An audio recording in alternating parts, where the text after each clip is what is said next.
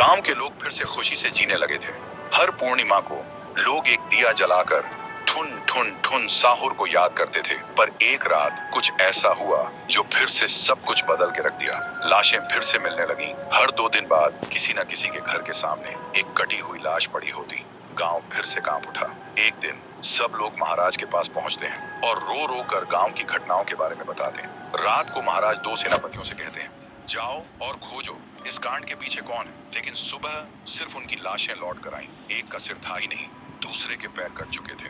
महाराज समझ गए कुछ तो लौट आया है, कुछ जो सिर्फ मौत का खेल खेल रहा है। और फिर कहते हैं, अब इस जंग का सामना मुझे ही करना होगा। उसी रात महाराज चुपके से गांव में आते हैं और एक पेड़ के पीछे खुद को छुपा लेते हैं। और ठीक रात के 2:30 बजे अचानक कहीं से धुआं छा जाता है और उस धुएं के अंदर से एक आवाज आती है।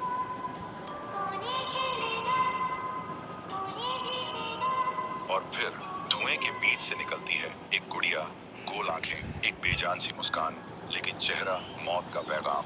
वो गुड़िया एक घर के गेट तक जाती है और बच्चों जैसा एक गाना गाने लगती है। उसके गाने की आवाज सुनकर एक आदमी बाहर आता है और अगले ही पल वो गुड़िया उसका सिर चबा जाती है। वो आदमी तड़प तड़प के वहीं जमीन पर गिर जाता है। महाराज सब कुछ देखते हैं, उनकी आंखें भर जाती हैं। उन्हें समझ आ जाता है इसके सामने जाना मतलब खुद का अंत लिखना है। अगली सुबह गांव के लोग इकट्ठा होते हैं। महाराज कहते हैं, ये पिछले भूत से भी ज्यादा डरावनी है।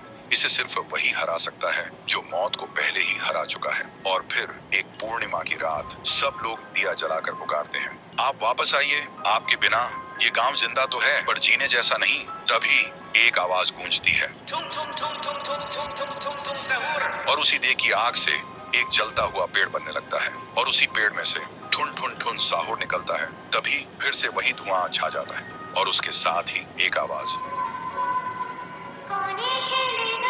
सब लोग घुटनों के बल गिर जाते हैं और कांपती आवाज में बोलते हैं, हमें बचाइए, वो आ गई है। ठुन ठुन ठुन साहुर एक जोरदार जंप करता है और सीधा उस धुएं में घुस जाता है और शुरू होती है एक आखिरी जंग। ठुन ठुन ठुन साहुर और गुड़िया की। जमीन कांपने लगती है, आसमान से बिजली गिरती है और जब धुआं हटता है तो दिखाई देता है गुड़िया बिखर चुकी थी। हाथ अलग, सिर अलग, पैर अलग। और तब से गांव में फिर से एक नई सुबह हुई। महाराज मुस्कुराए, गांव वाले जीने लगे और उस दिन